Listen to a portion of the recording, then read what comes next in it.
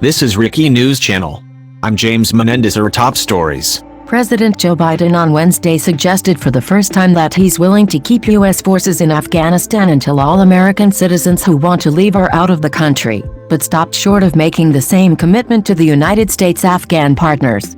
In an interview with ABC News, Biden said Americans should expect for all U.S. citizens in Afghanistan to be evacuated by August 31st, the deadline the administration has set for ending the nation's longest war. Asked if Americans should understand that U.S. forces may be in Afghanistan past August 31st, the president responded no, Americans should understand that we're going to try and get it done before August 31st. But, he added, if there's American citizens left, we're going to stay until we get them all out. Here's where veterans can turn to get help with their anguish over Afghanistan. The potential commitment to extending American forces stay in Afghanistan for evacuations past the end of the month does not necessarily apply to extending U.S.-led evacuations for Afghans who worked with the U.S. during the war. Biden said the U.S. estimates between 50,000 and 65,000 Afghan partners and their families are trying to get out of the country. In order to get them out of the country before the August 31st deadline, the president said, evacuations will have to ramp up. Asked if he would keep U.S. troops there if they weren't all out, Biden said, the commitment holds to get everyone out that, in fact, we can get out and everyone that should come out. Horizontal ellipsis. That's the path we're on. And I think we'll get there. The president also defiantly defended his administration's execution of the withdrawal of U.S. troops from Afghanistan, saying that he doesn't think the crisis represents a failure and there was no way to better handle the drawdown. Biden was asked if it was a failure of intelligence, planning, execution or judgment that led to the situation in Afghanistan. I don't think it was a failure, the president responded. He added, when you had the government of Afghanistan, the leader of that government getting into a plane and taking off and going to another country. When you saw the significant collapse of the Afghan troops we had trained, that was, I'm not, that's what happened. That's simply what happened. Asked if he thought the withdrawal could have been handled better, Biden said, no. How to help Afghan refugees? The president said he thought chaos in the country was inevitable after U.S. troops departed.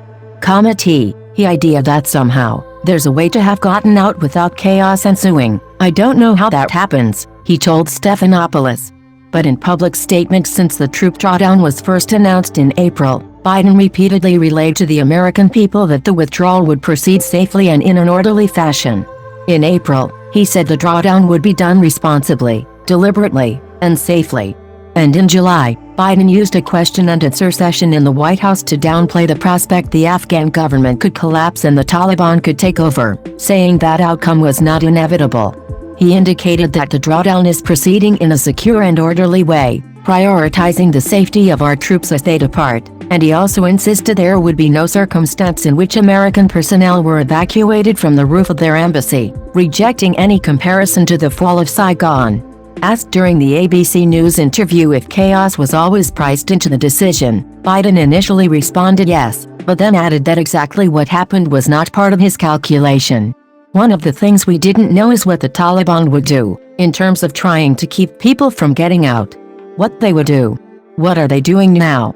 They're cooperating, letting American citizens get out, American personnel get out, embassies get out, etc. But we're having some more difficulty having those who helped us when we were in there, Biden said. Biden was also asked if the intelligence was wrong if he downplayed it when he called a takeover unlikely. There was no consensus if you go back and look at intelligence reports, the president responded. They said that it's more likely to be sometime by the end of the year. Earlier Wednesday, Biden was briefed at the White House on the situation in Afghanistan. He also spoke with German Chancellor Angela Merkel about the issue. The world was shocked earlier this week by images coming from Afghanistan that included people falling from a U.S. Air Force plane taking off from Kabul's airport after attempting to hold on to its exterior to make a desperate escape from the country. When Biden was asked about pictures showing people packed into a C-17 and video of Afghans clinging to the sides of planes attempting to take off from Kabul's airport, he sharply cut off the question. That was 4 days ago, 5 days ago, Biden told ABC News. Many of those pictures were from Monday, just 2 days before the interview was conducted. Asked what his first reaction was upon seeing the scenes, Biden told ABC that he thought, We have to gain control of this. We have to move this more quickly. We have to move in a way in which we can take control of that airport. And we did, he said. The Defense Department has dispatched military teams to 2 of the airport's gates to assist the State Department in processing individuals seeking entry. But despite relaying a message of control at the airport, the administration sent conflicting messages on Wednesday about whether individuals seeking to leave the country will be able to get there safely. The State Department said it could not ensure safe transit to the airfield, while the Pentagon said the Taliban is guaranteeing safe passage.